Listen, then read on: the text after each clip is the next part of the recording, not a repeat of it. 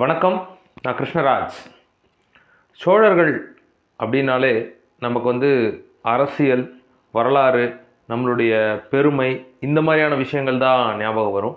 ஆனால் இன்றைக்கி நான் சொல்ல போகிற ஒரு ஸ்பீஷீஸ் பற்றின ஒரு தகவல் ஒரு மர்மமான ஒரு விஷயம். சோழர்கள் அப்படிங்கிறதுக்கும் இங்கே நேரடி தொடர்பு இல்லை அப்படின்னா கூட, எதனால் தலைப்பு நம்ம இப்படி கொடுத்துருக்கோம் அப்படின்னா, சோழர்கள் ஆண்ட அந்த பகுதி அப்படிங்கிறது சவுத் ஈஸ்ட் ஏஷியா, தெற்காசிய பகுதியினுடைய பெரும்பான்மையான பகுதிகள்.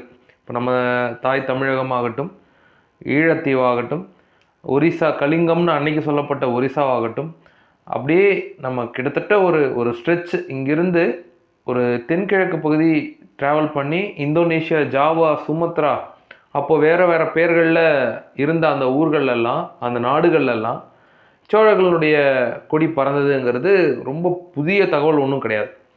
அப்படி அவங்க வசித்த அங்கே ஒரு சீரம் அப்படிங்கிற ஒரு தீவு, இந்தோனேஷியாவினுடைய ரொம்ப ரிமோட்டான ஐலாண்ட்ஸில் இதுவும் ஒன்று.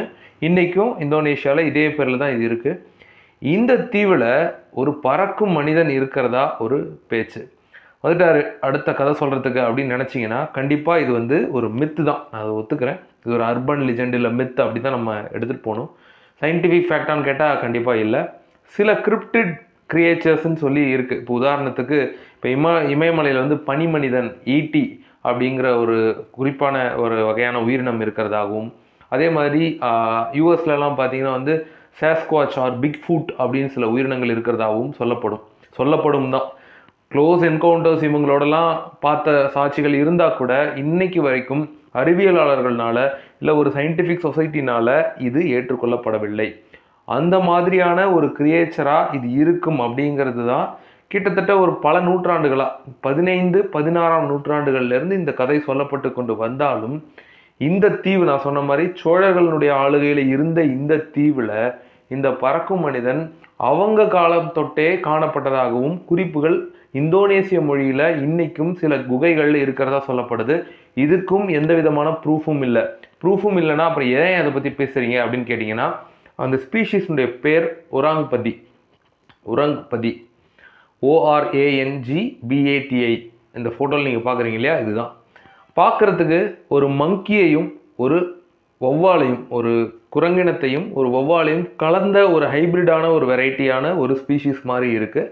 சரி, இது உலகத்தில் இங்கே மட்டும்தான் காணப்பட்டதா ரிப்போர்ட்டட் கேசஸ் இருக்கா, வேறு எங்கேயாச்சும் இதை பற்றி பேசியிருக்காங்களா அப்படின்னு பார்த்தா, across the south Pacific ocean, south America, Europe தவிர, ஆசியாவுடைய மிடில் ஏஷியாவை தவிர மீதி எல்லா பகுதியிலுமே இதே மாதிரியான ஒரு ஸ்பீஷீஸ், நான் முதல்ல சொன்ன மாதிரி பனி மனிதனாக இருக்கலாம், இல்லை ஒரு பிக் ஃபுட்னு சொல்லப்படக்கூடிய உயிரினங்களாக இருக்கலாம். இது எல்லாமே ஒரு மனுஷனுடைய டிஸ்கிரிப்ஷன். ஒரு மனுஷனை விட இப்போ நம்ம ஒரு 4 அடி 5 அடி இல்லை அதிகபட்சம் 6 அடி இருக்கோம் அப்படின்னா, அதை தாண்டி ரொம்ப உயரமான ஒரு உருவங்களாக தான் இந்த பிக் ஃபுட்டு, சேஸ்குவாட்ச் இதெல்லாம் காணப்படுது அப்படின்னு சொல்கிறாங்க.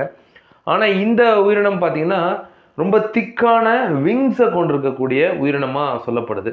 நான் முதல்ல சொன்ன மாதிரி கிரிப்டிட் கிரியேச்சர்ஸ் அப்படின்னா என்னென்னா, இருக்கிறதா சொல்லப்படக்கூடிய பலராலும் பல ஆயிரக்கணக்கான மக்களால் பார்க்கப்பட்டதாக சொல்லப்பட்ட கிரியேச்சர்ஸ் இப்போ வரைக்கும் அறிவியலால் ஏற்றுக்கொள்ள முடியாத, இல்லை சயின்டிஃபிக் சொசைட்டினால் க்ளோஸ் என்கவுண்டர்ஸில் இல்லை ஒரு ப்ரூஃபோட ப்ரூவ் பண்ண முடியாத கிரியேச்சர்ஸை கிரிப்டிட் கிரியேச்சர்ஸ்னு சொல்கிறாங்க. இதை பற்றின ஆராய்ச்சிகள் பண்ணவங்கள கிரிப்டோசோலஜிஸ்ட்னு சொல்கிறாங்க. இவர்களுடைய தரப்பு வாதம் என்னமா இருக்குது அப்படின்னா, இந்த ஒராங்பதிங்கிற அந்த வார்த்தை தூக்கமில்லாத இரவு பிராணி. நீங்கள் கொஞ்சம் லிட்ரலி டிரான்ஸ்லேட் பண்ணி பார்த்தீங்கன்னா, அப்படிங்கிறது உறக்கம் அப்படிங்கிறது தூக்கம் அப்படிங்கிறதுக்கு டிரான்ஸ்லேட் பண்ணுதுங்கிறது சொல்லப்படுது. இதில் சோழர்களுடைய கனெக்டிவிட்டி வந்ததுக்கான காரணம் இதுதான் இங்கே நான் நம்ம சேனல் இதை பற்றி பேசுகிறதுக்கான ஒரு இன்ட்ரெஸ்டிங்காக ஒரு சர்ப்ரைஸ் எலமெண்ட்டாக இருக்குது அப்படின்னு நான் சொல்லுவேன்.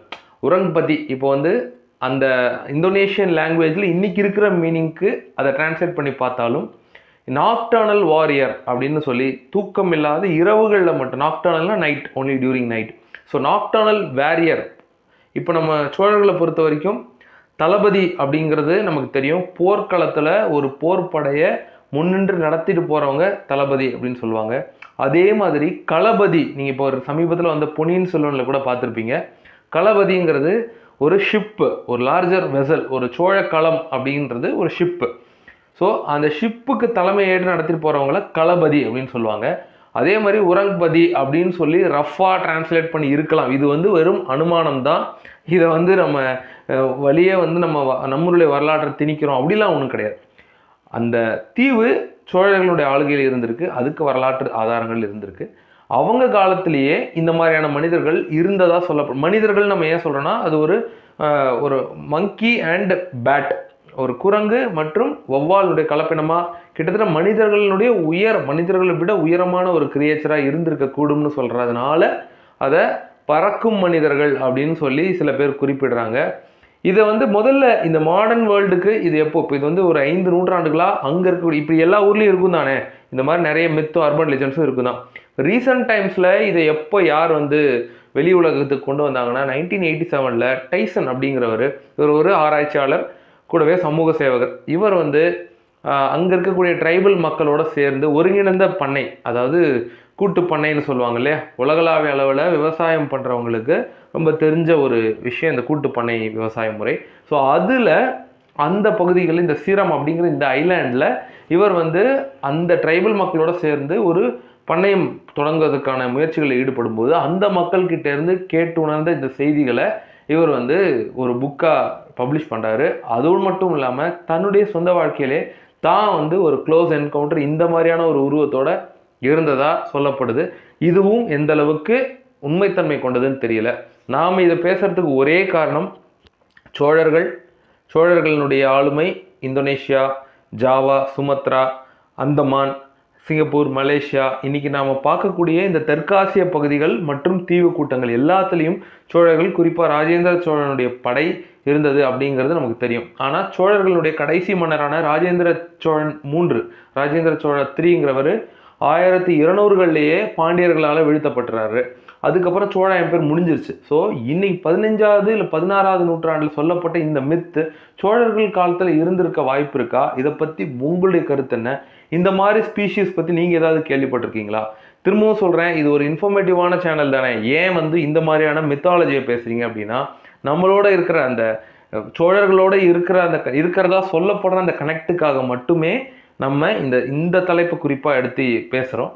அந்த தீவினுடைய பேர் ஆரம்பித்து அந்த தீவினுடைய அந்த கிரியேஷனுடைய பேர் எல்லாமே தமிழ் தொடர்பு இருக்கிறதுனாலையும் நம்ம இதை பேசுகிறோம்.